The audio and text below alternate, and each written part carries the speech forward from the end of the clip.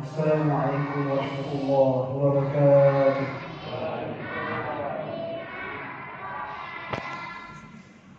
Alhamdulillahil azizil ghaffar. Wa nusalli wa nusallimu ala sayyidina al-muhtar wa ala alihi wa ashabihi al-akhyar. Amma ba'd.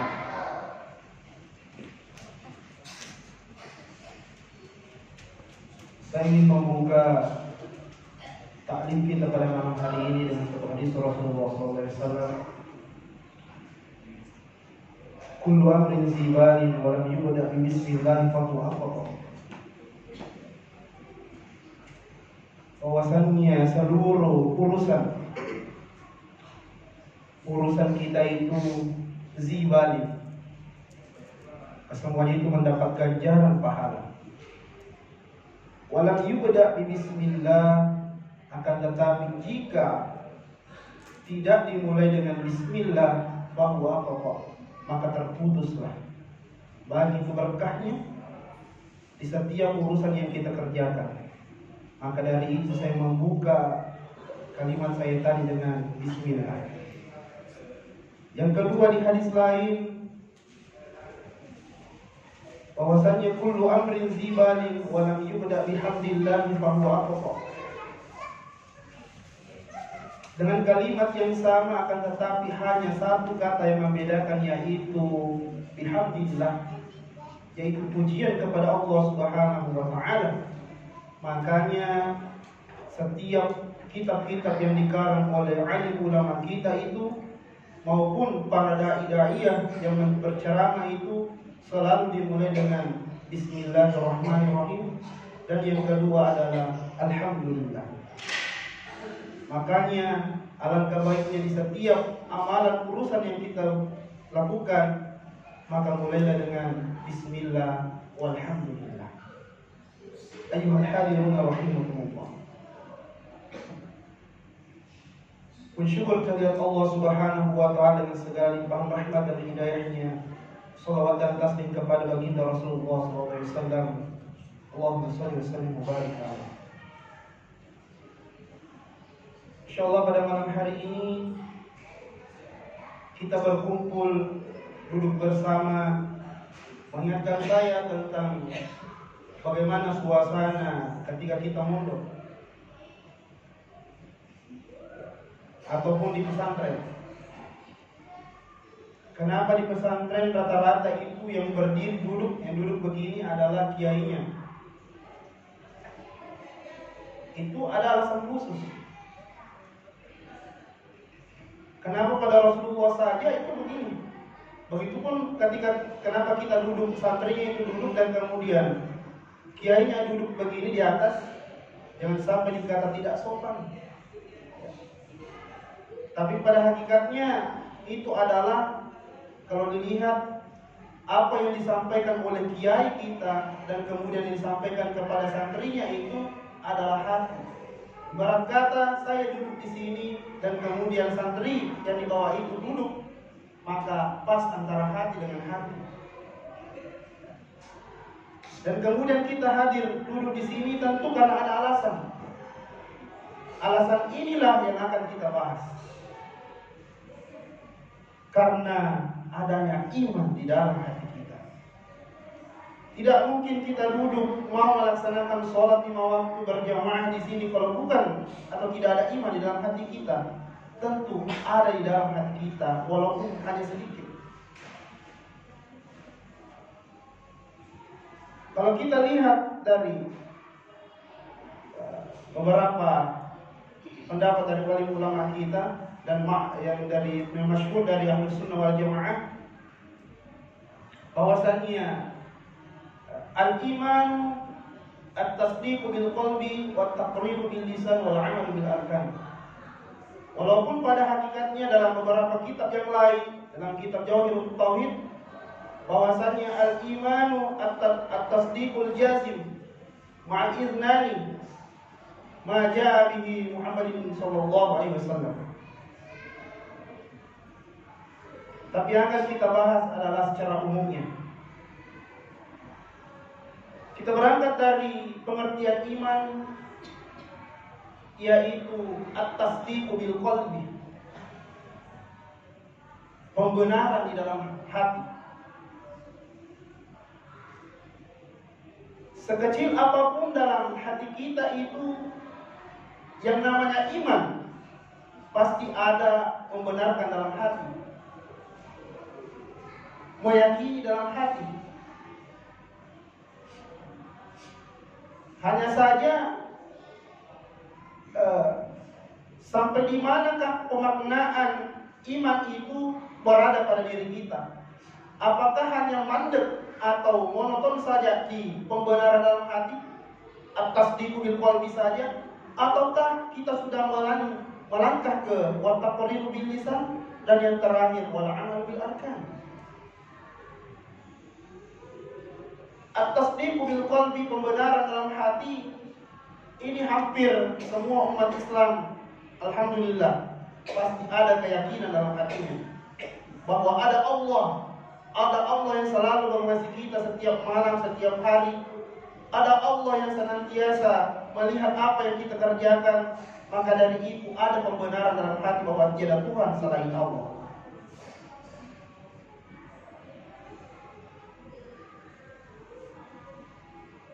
Ayyuhal mustami'un rahimakumullah. Yang kemudian wa taqriru bil lisan, diikrarkan dengan lisan. Nah, ini yang banyak. Betapa banyak yang mengikrarkan dalam lisannya, asyhadu an la ilaha illallah wa asyhadu anna Muhammadar Rasulullah.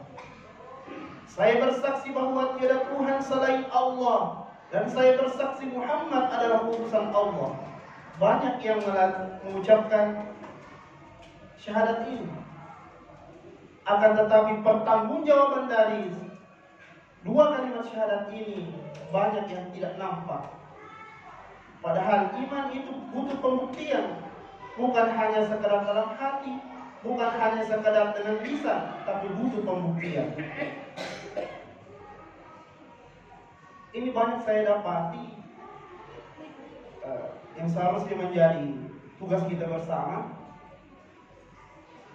Banyak anak-anak yang lupa terhadap asas dari Islam, asas dari iman.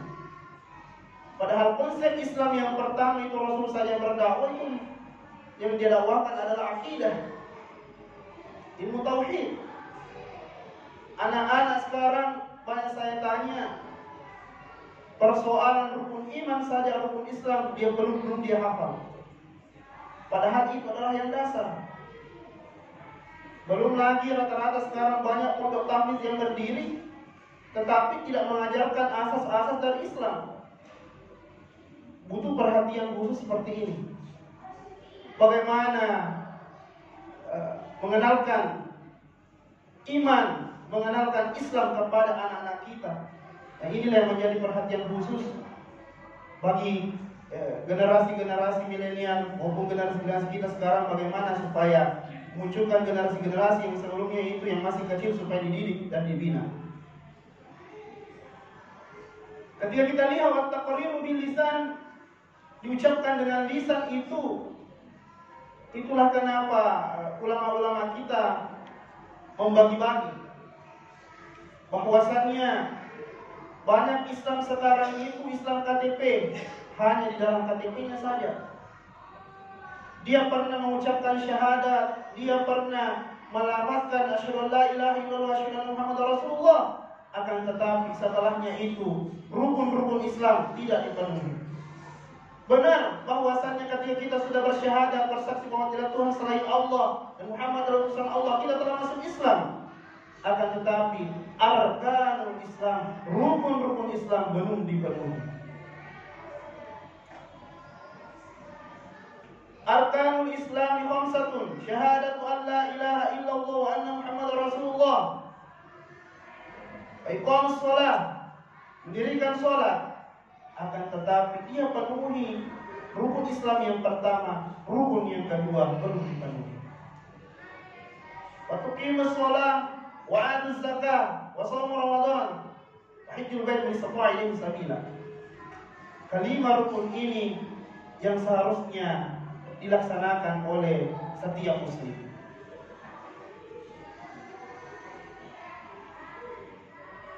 Kalau sudah bertakrir, mengucapkan lisan bahwa asyhadu la ilaha illallah wa asyhadu anna muhammadar rasulullah, dan kemudian bahwa dari kesemuanya itu tentu ada beberapa yang menjadi penyebab batalnya syahadat kita. Kalau dalam ilmu tauhid itu tentu kita bahas bagaimana beriman kepada Allah dan bagaimana ada pembatas-pembatas syahadat. Ya. Kalau kita kenal ada namanya syirik akbar, ada syirik asghar, yang mana ketika kita melakukan hal tersebut maka batal syahadat kita. Makanya ada penopang. Penopang apakah dari itu adalah sholat. Kenapa dalam sholat berapa kali kita bersyahadat? Asyhadu an la ilaha illallah di tahiyat awal. Kemudian di tahiyat akhir asyhadu an la ilaha illallah asyhadu anna muhammadar rasulullah. Tidak sah sholat kita kalau kita tidak senantiasa melakukan syahadat bersaksi bahwa tiada Tuhan selain Allah dan berselawat kepada Nabi Muhammad SAW. Bayangkan dalam 5 kali sehari kita laksanakan sholat 5 waktu. Tentu itu karena iman. Dan kenapa? Iman itu dengan sholat tidak bisa dipisahkan. Syahadat itu dengan sholat tidak bisa dipisahkan. Karena kesemuanya saling bersinergi. Tentu tidak kontradiksi. Ayyuhal muslimin rahimakumullah.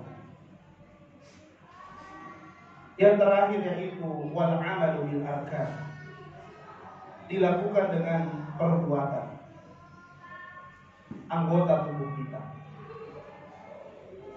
Kalau kita benar-benar beriman kepada Allah Subhanahu wa taala, seharusnya rukun yang kedua itu dipenuhi. Rukun yang kedua itu dalam melaksanakan sholat 5 waktu.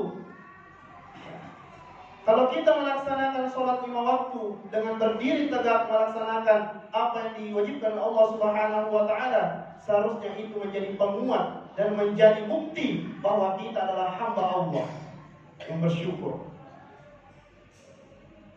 Karena rukun Islam itu rukun iman. Antu'minu billah, antu'minu billahi wa malaikatihi wa kutubihi wa rusulihi wal yawmil akhir.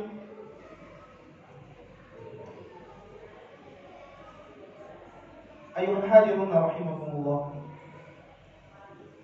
Yang kemudian kalau memang pembuktian iman yang kita yakini dalam hati kita itu seharusnya banyak dari kita yang mengatakan bahwa pembuktian iman itu pula kadang al-iman yazid wa yanqus, kadang bertambah dan berkurang.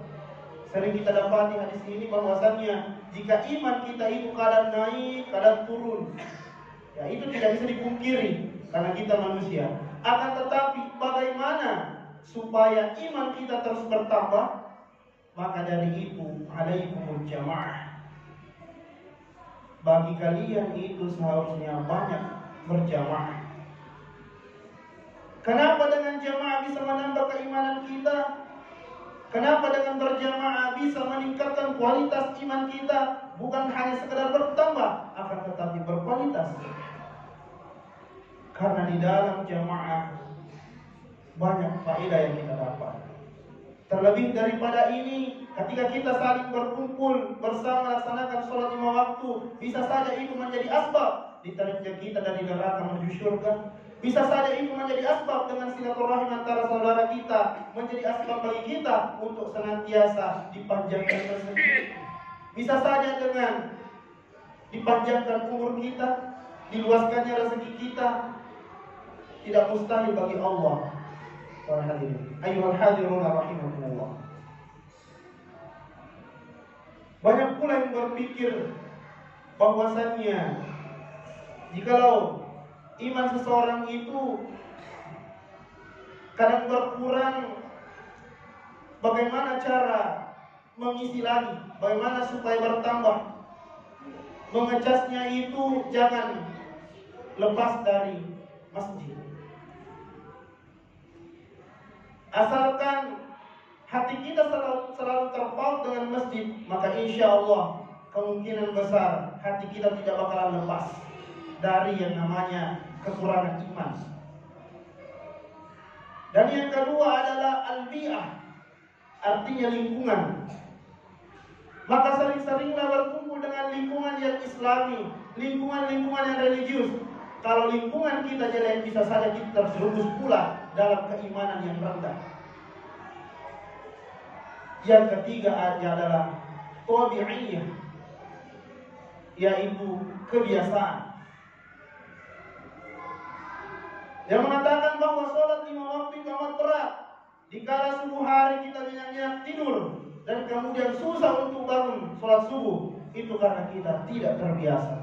Bagaimana dengan sholat zuhur sedang enak-enaknya untuk bekerja dan kemudian enak itu adalah tidur lagi? Maka daripada itu karena kita tidak terbiasa.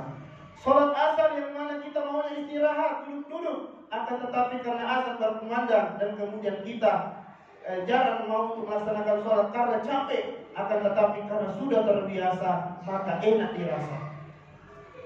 Begitu pula maghrib dan isya, semua ada godaannya, akan tetapi hanya satu yang bisa menjadikan kesemuanya itu mudah adalah kebiasaan. Ala bisa karena biasa, tidak mungkin suatu kebiasaan itu bisa berubah kalau bukan kebiasaan pula yang merubahnya. Maka darinya itu bisa saja dengan melakukan hal-hal yang dari kecil saja. Yang awal-awalnya kita hanya datang ke masjid, mungkin hanya melihat-lihat atau mendengar-mendengar, dan kemudian lama-lama kita mulai cinta dengan masjid.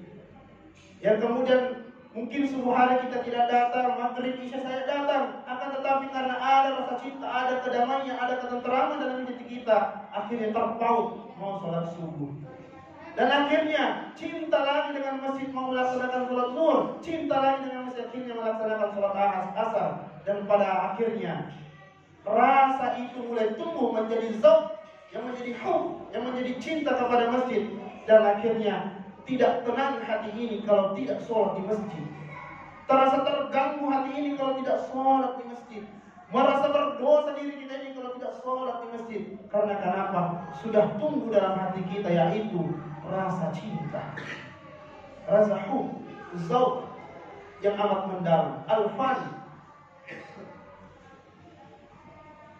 Ayuhal hadirun rahimakumullah. Saya tidak ingin membahas permasalahan tauhid terlebih jauh, karena itu memang ada beberapa penjelasan yang khusus. Akan tetapi iman dan sholat ini memang erat kaitannya. Kalau dengan kita memperkuat iman kita itu dengan melaksanakan sholat 5 waktu, kalau dengan memperkuat iman kita itu dengan melakukan sedekah, kalau dengan memperkuat iman kita itu dengan senyum kepada saudara kita, sebenarnya ada beberapa hal yang termasuk dari macam-macam iman. Iman tertinggi itu puncaknya adalah la ilaha illallah Muhammadar Rasulullah. Dan iman yang paling rendahnya itu adalah menyingkirkan duri. Ada yang mengatakan duri, akan tetapi kalau ditelisik lebih jauh, bahwasannya sesuatu yang mengganggu, bukan hanya duri, sesuatu yang mengganggu, maka dia menghilangkannya atau mencabutnya. Maka itu adalah iman yang paling bawah. Tapi ada banyak macam-macam jenis iman. Walaupun pada hakikatnya mengatakan 70 lebih, begitu pula bahwa mengatakan dalam berapa banyak golongan di hari kiamat nanti hanya satu yang masuk surga. Itu 70 lebih. Ada juga yang mengatakan bahwasannya macam-macam iman itu 70 lebih. Pada hakikatnya kesemuanya itu mengatakan bahwa banyak jenisnya, banyak macamnya, walaupun bisa saja lebih dari itu. Ayyuhal mustami'un rahimakumullah. Pernah sahabat Rasulullah SAW, ada masyarakat yang bertanya bahwasannya pada saat peperangan ada yang ingin bersedekah, yaitu 1 tali emas. Ada yang bersedekah 3 tali emas, 3 emas. Banyak yang menyumbang pada saat itu karena apa? Karena ingin berjihad, ingin berperang fisabilillah. Banyak yang bangga dengan sedekahnya karena 3 tali-tali emas. Ada juga yang merasa minder karena hanya 1 tali emas saja. Tapi apa kata Rasulullah pada saat itu?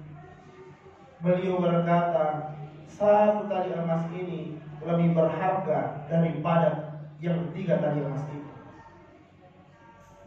Kenapa Rasulullah mengatakan demikian?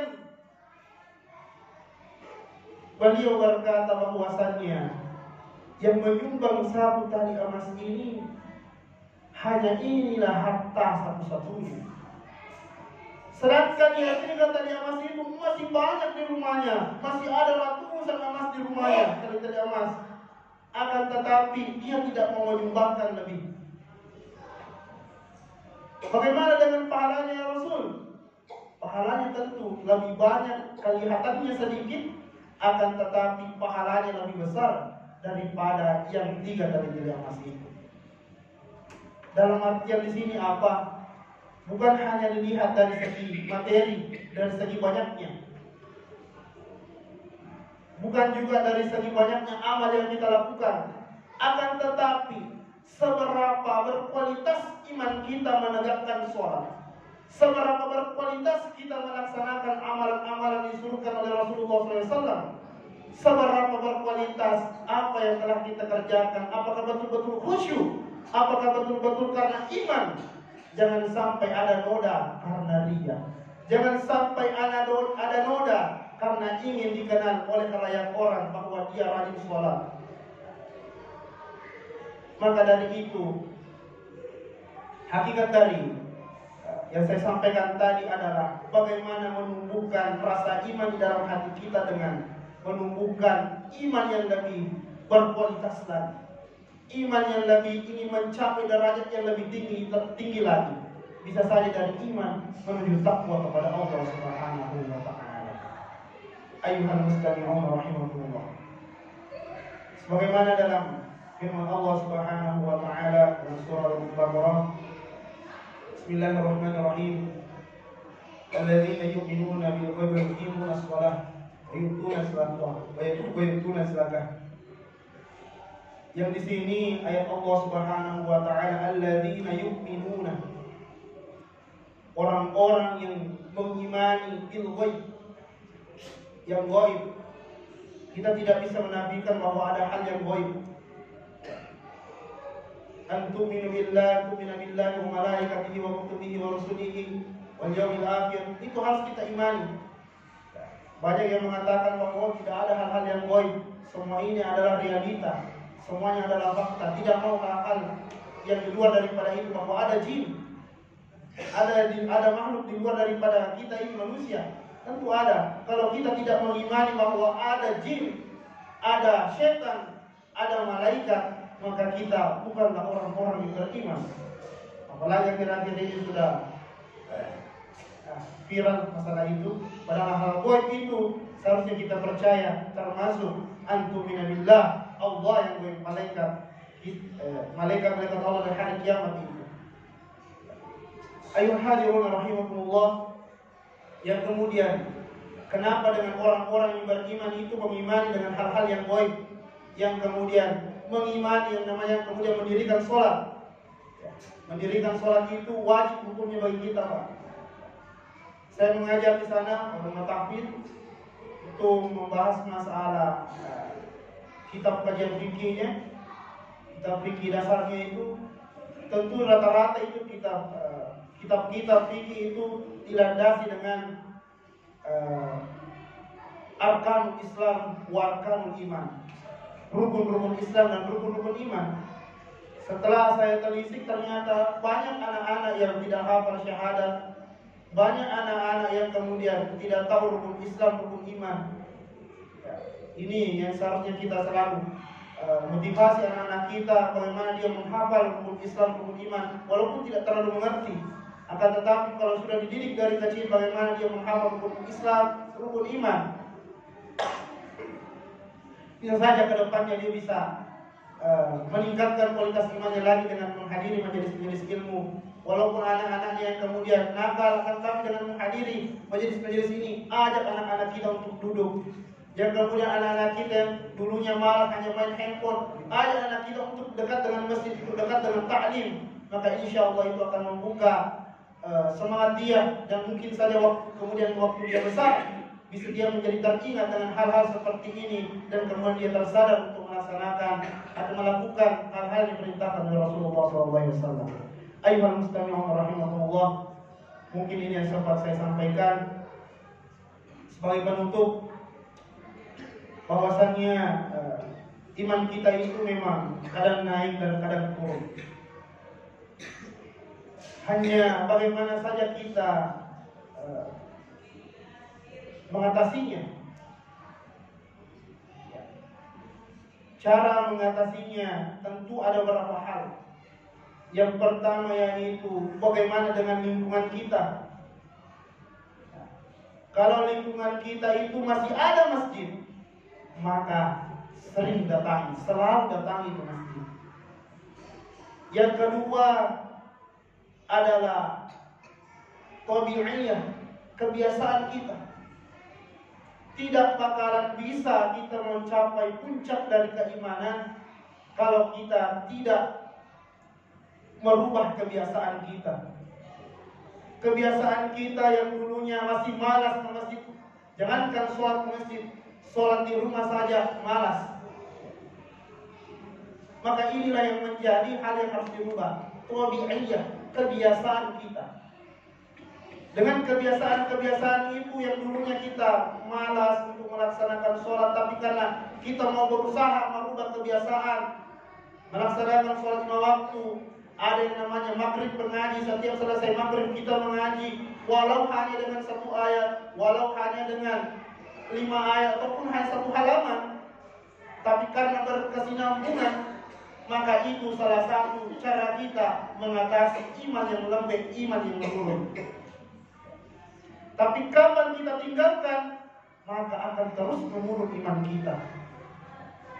Makanya yang paling penting yaitu al-bi'ah, lingkungan kita. Yang kedua adalah tabi'iyah, kebiasaan kita. Insya Allah kalau kita rajin atau dengan kebiasaan-kebiasaan yang dulu jelek atau mungkin kurang bagus, tapi karena kebiasaan kita mulai berubah, mau berubah dari yang buruk menuju ke yang lebih baik lagi, maka insya Allah akan senantiasa menambah keimanan kita. Lebih dan kurangnya mohon dimaafkan, lebihnya dari Allah Subhanahu wa taala, salahnya dari diri pribadi. Semoga dengan pertemuan kita ini menjadi wasilah penghantar bagi kita untuk senantiasa mendapatkan keimanan yang lebih tinggi, menjas iman kita, dan kemudian tiada lain dan tidak bukan bagaimana kita mendapatkan derajat takwa kepada Allah Subhanahu wa taala. Barakallahu li wa lakum fil Qur'an. Marilah kita menutup dengan membaca doa pengharapan majelis. Subhanallah wa rabbana wa bihamdika asyhadu an la ilaha illa anta astaghfiruka wa atubu ilaik. Billahi taufiq was sa'adah. Assalamualaikum warahmatullahi wabarakatuh.